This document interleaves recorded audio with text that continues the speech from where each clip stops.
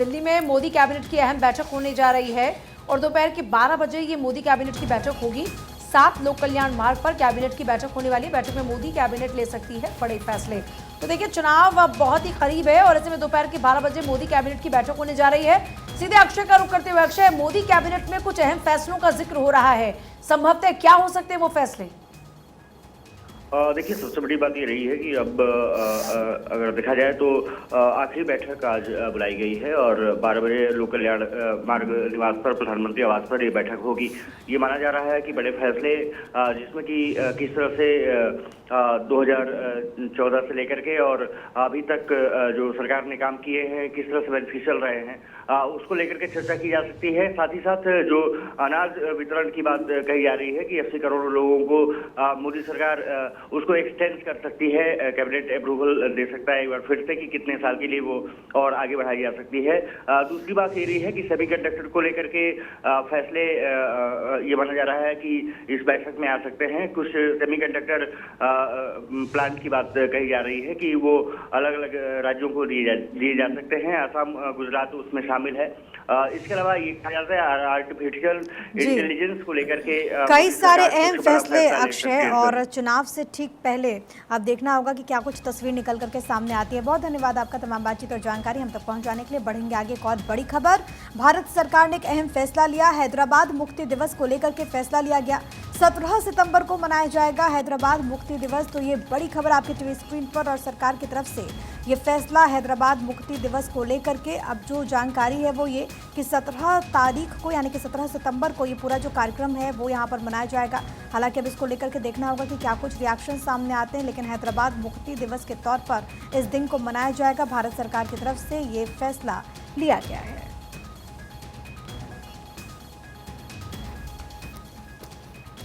और चलिए आगे बढ़ते हैं, बात कुछ और खबरों की। गैंगस्टर काला जठेड़ी ने लेडी जॉन संग 7 फेरे लिए हैं। पुलिस वाले इसमें बाराती बने कड़ी सुरक्षा के बीच, क्योंकि मांग भरी तस्वीरें सामने आए। सोशल मीडिया पर इन तस्वीरों की काफ़ी चर्चा रही। 6 घंटे की कस्टडी पैरोल मिलने के बाद ये शादी की गई है और तस्वीरें इस वक्त आपकी टीवी स्क्रीन पर है। देखिए किस तरीके से दोनों, आप कह लीजिए कि दूल्हा दुल्हन दोनों गैंगस्टर, और इन गैंगस्टर की शादी में बाराती बने पुलिस वाले। ये कह लीजिए कि पुलिस वालों की मजबूरी थी, क्योंकि वहाँ पर सुरक्षा इस तरीके से करनी थी, तो भारी सुरक्षा बल तैनात की गई। और जो कल तस्वीरें सामने आ रही थी, अगर हम दुल्हन की बात करें तो वो भी अपना आधार कार्ड दिखाते हुए और जो मेहमान थे उनको वेरीफाई करते हुए कि हाँ यही लोग आ रहे हैं, सुरक्षा को ध्यान में रखते हुए तमाम चीज़ों की तस्वीरें सामने आई। हालांकि सोशल मीडिया पर अलग अलग रिएक्शंस इस शादी को लेकर ज़रूर सामने आ रहे हैं। और देखिए, काला जठेरी की शादी से संबंधित अगर हम हिंदुस्तान के अपनी दिल्ली वाले पेज पे जाते हैं तो पूरे पेज पर कवरेज दी गई है। पुलिस की पहरेदारी में एक दूजे के हुए 2 डॉन और कई बड़े गिरोह के निशाने पर। हालांकि अब नवविवाहित दंपत्ति आ गए हैं और दोनों की दोस्ती कई साल पहले शुरू होती है और उसके बाद अब ये 4 साल बाद शादी करते हैं। अगली खबर दूसरी शादी भी है। दूसरी शादी भी है, बिल्कुल। और इस बीच आगे बढ़ते हैं दिल्ली से खबर। दिल्ली में 4 राज्यों में 30 ठिकानों के ऊपर एनआईए की रेड। खालिस्तानी आतंकी गैंगस्टर कनेक्शन सामने आया, जिसके बाद इस रेड को अंजाम दिया गया। अब कनेक्शन केस में एक्शन लिया गया है। खालिस्तान से संबंधित ये पूरा मामला लॉरेंस बिश्नोई से भी तार जुड़ते हुए पूरे मामले के नजर आ रहे हैं। 30 ठिकानों के ऊपर नेशनल इन्वेस्टिगेशन एजेंसी ने छापेमारी की। 4 राज्यों में कुल मिलाकर इस छापेमारी को किया गया, क्योंकि तार बाहर से जुड़े हुए नजर आए। और चलिए आगे बढ़ रहे हैं, बात करेंगे अमित शाह के बड़े ऐलान की। मोदी सरकार ने JKNF को बैन कर दिया। जम्मू कश्मीर नेशनल फ्रंट पर लगाया है प्रतिबंध। गृह मंत्री ने बकायदा अपने एक्स अकाउंट पर इस बात की जानकारी दी। 5 साल के लिए इसको बैन किया गया है। तो देखिए, लगातार आप देख रहे हैं कि घाटी में शांति बनाए रखने के लिए, और जिस तरीके से आप लगातार देख रहे हैं कि जो भी युवाओं को भड़काने की कोशिश कर रहे हैं या फिर उन्हें अलग दिशा में ले जाने की कोशिश कर रहे हैं, ऐसे कई संगठनों पर लगातार वहां लगाम कसी जा रही है। और इस बीच जम्मू कश्मीर नेशनल फ्रंट पर भी प्रतिबंध लगाया गया है 5 साल का। इससे पहले PFI पर आपको याद होगा कि 5 साल का बैन लगाया गया था, फिर उसको एक्सटेंड किया गया। अब ऐसे ही JKNF पर भी बैन लगाया गया है और JKNF पर 5 साल के लिए बैन है। गृह मंत्री अमित शाह का और देखिए ट्वीट है उनका, जो मुझे प्रिया ने अभी दिया। The Modi government today declared Jammu and Kashmir National Front as an unlawful association. The outfit was found carrying out secessionist activists to sever Jammu and Kashmir from Bharat and supporting terrorism, challenging the sovereignty, security and integrity of the nation. We are committed to uprooting terror forces to ensure the security of the people of Bharat. देखिए, जिस बात का जिक्र किया कि जो लोग भी टेरर एक्टिविटीज़ में हैं या फिर युवाओं को उस तरफ घसीटने की कोशिश करें, ऐसे जो संगठन वहाँ पर चल रहे हैं उनको बैन किया जा रहा है और उसमें ये एक और प्रयास है। चलिए आगे बढ़ेंगे। नितिन गडकरी ने ठुकराया INDIA गठबंधन का ऑफर, कहा कि बीजेपी नेताओं की चिंता छोड़ दे। आपको याद होगा कि कुछ वक्त पहले उद्धव ठाकरे ने भरे मंच से गडकरी को एक ऑफर दिया था, विपक्ष के साथ आने का ऑफर दिया गया था और कहा गया था कि महाराष्ट्र के हैं नितिन गडकरी, तो हम चाहते हैं कि वो हमारे अलायंस में आ जाए। इसी बारे में नितिन गडकरी की तरफ से कहा गया है कि चाहे विपक्ष कितनी भी कोशिश कर ले, लेकिन वो बीजेपी को तोड़ नहीं पाएगा। विपक्ष के साथ आने के ऑफर पर केंद्रीय मंत्री नितिन गडकरी का ये स्टेटमेंट सामने आया। बात रांची की कर लेते हैं। चंपई सरकार ने कर्मचारियों को तोहफा दिया है, राज्य कर्मियों को दिया है होली का तोहफा। महंगाई भत्ता 4% बढ़ा दिया गया है, यानी कि जो सरकारी कर्मचारी है अब उनके बल्ले बल्ले हो गई है, क्योंकि 4% ये भत्ता बढ़ा है। और होली का तोहफा, क्योंकि होली बेहद करीब है, तो अब देखिए किस तरीके से जो ये राज्यकर्मी हैं उनके लिए गुड न्यूज़ है। आगे बढ़ते हैं। वन नेशन वन इलेक्शन की स्क्रिप्ट का परीक्षण आने वाले महीनों में हो सकता है कुछ उलटफेर, कई राज्यों में हो सकता है उलटफेर। भारतीय जनता पार्टी मानती है कि राष्ट्रीय स्तर पर लोकसभा, राज्य स्तर पर विधानसभा और स्थानीय स्तर पर पंचायत या फिर नगर निकायों के अलग अलग समय पर चुनाव होने के कारण चुनाव आचार संहिता प्रदेश में लगी रहती है, जिससे प्रशासन और गुड गवर्नेंस पर असर भी पड़ता है और काम की गति में भी ब्रेक लग जाता है। अब यह आर्थिक दृष्टि से खर्चीला होता है और साथ साथ में भ्रष्टाचार का भी एक बड़ा कारण बन जाता है। सुरक्षा बलों और प्रशासन को भी चुनावी ड्यूटी में बार बार लगना पड़ता है और इसीलिए एक देश एक चुनाव का पूर्ण समर्थन करती है बीजेपी। अब मीडिया रिपोर्ट्स की माने तो जम्मू कश्मीर, हरियाणा सहित कई राज्यों की विधानसभाओं का कार्यकाल इसी साल पूरा होना है। ऐसे में बीजेपी शासित राज्यों में कुछ महीने पहले ही चुनाव कराए जा सकते हैं, ऐसी जानकारी मिल रही है। राजनीतिक विशेषज्ञों का मानना है कि ये चुनाव साल 2029 में वन नेशन वन इलेक्शन की रणनीति का लिटमस परीक्षण है। और चलिए आगे बढ़ रहे हैं। खबर लखनऊ से है। ओपी राजभर को पंचायती राज, दारा सिंह को कारागार विभाग की जिम्मेदारी मिली है।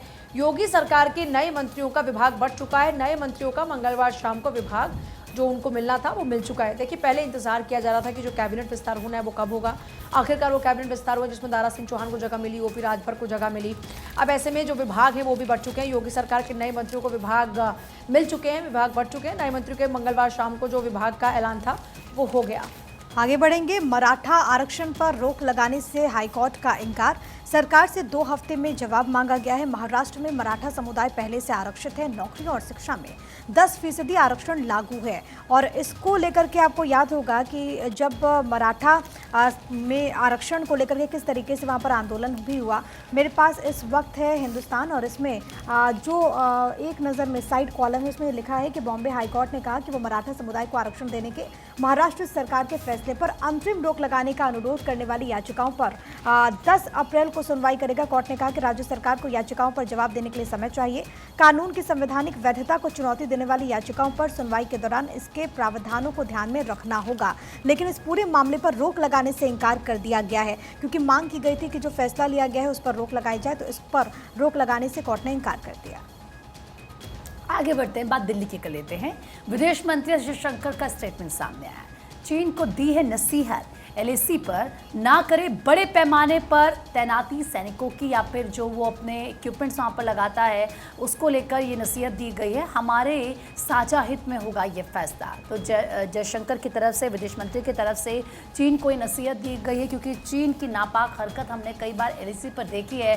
कभी वहाँ पर अपने सैनिकों की तैनाती बढ़ा देता है, तो कभी हमने देखा है कि वहाँ पर किस तरीके से टेंट बना देता है। कुछ ना कुछ वो ज़रूर ऐसा करता है जो दोनों देशों के हित में नहीं होता, और इसी को लेकर विदेश मंत्री की तरफ से कहा गया कि ऐसा कुछ भी ना करे जो हमारे या आपके हित में ना हो। अगली खबर भारत और ओमान से जुड़ी हुई, क्योंकि भारत और ओमान के व्यापारिक रिश्ते आगे बढ़ने वाले हैं। दोनों देश जल्द ही FTA यानी कि फ्री ट्रेड एग्रीमेंट साइन करने वाले हैं। इसी हफ्ते दोनों देशों के बीच में FTA एग्रीमेंट के ऊपर सिग्नेचर हो सकते हैं। हिंदुस्तान टाइम्स के हवाले से एक खबर, तो देखिए लगातार FTA को साइन किया जा रहा है अलग अलग कंट्रीज के साथ में, और अब ओमान के साथ भी भारत FTA साइन करेगा, जिसकी वजह से इंपोर्ट्स और एक्सपोर्ट्स के जो प्रोसीजर हैं उसमें रियायत मिलेगी और भारत की अर्थव्यवस्था और भी ज्यादा मजबूत होगी आने वाले समय में। और चलिए आगे बढ़ रहे हैं। रॉटवेलर और पिटबुल पर अब बैन लगेगा। केंद्र सरकार ने सिफारिश की है इस बात की। टेरर और मस्टिफ जैसे जो कुत्तों की ब्रीड है उनका आयात भी बंद होगा।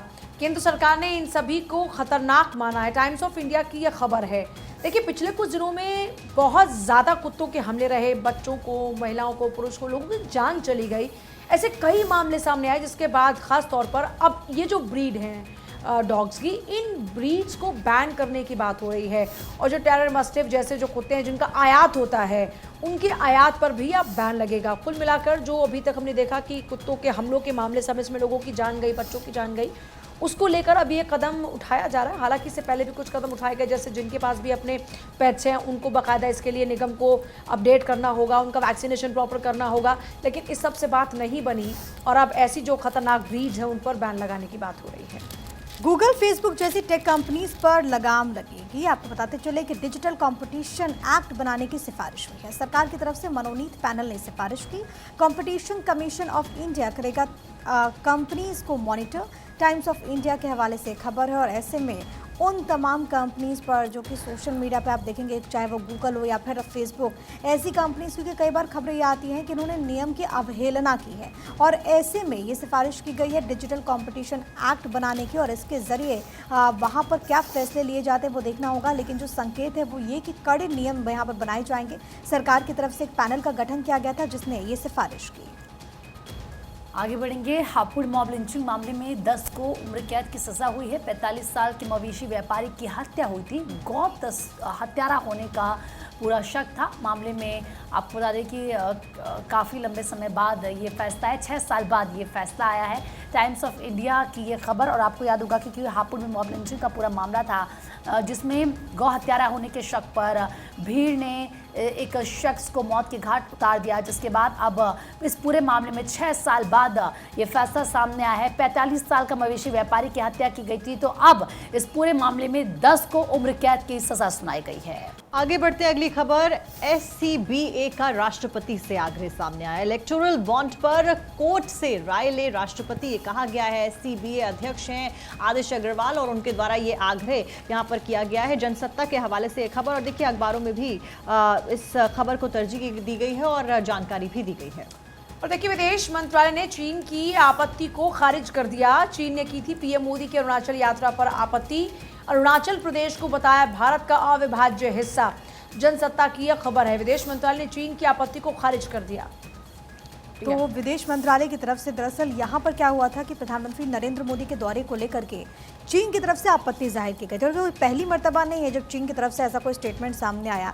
चीन पहले भी इस तरीके के स्टेटमेंट को देते आया है। हालांकि भारत ने अपने रुख को स्पष्ट रखा और ये कहा कि अरुणाचल तो हमारा ही हिस्सा है और चीन जो ये दावेदारी करता है वो बेबुनियाद है। इसी को लेकर के विदेश मंत्रालय की तरफ से चीन की आपत्ति को खारिज कर दिया गया और ये कहा गया कि वो भारत का अविभाज्य हिस्सा है और प्रधानमंत्री अपने देश में किसी भी जगह पर यात्रा के लिए जा सकते हैं, वो कहीं पर भी जा सकते हैं। उनको किसी से भी इजाज़त लेने की ज़रूरत नहीं है, यानी कि जो विदेशी ताकत है उनसे तो इजाज़त लेने की ज़रूरत नहीं है, चीन से पूछने की ज़रूरत नहीं है। चीन की आपत्ति को उन्होंने खारिज कर दिया और ये कह दिया कि भारत का ही हिस्सा है अरुणाचल प्रदेश और वहाँ पर प्रधानमंत्री नरेंद्र मोदी की यात्रा होगी।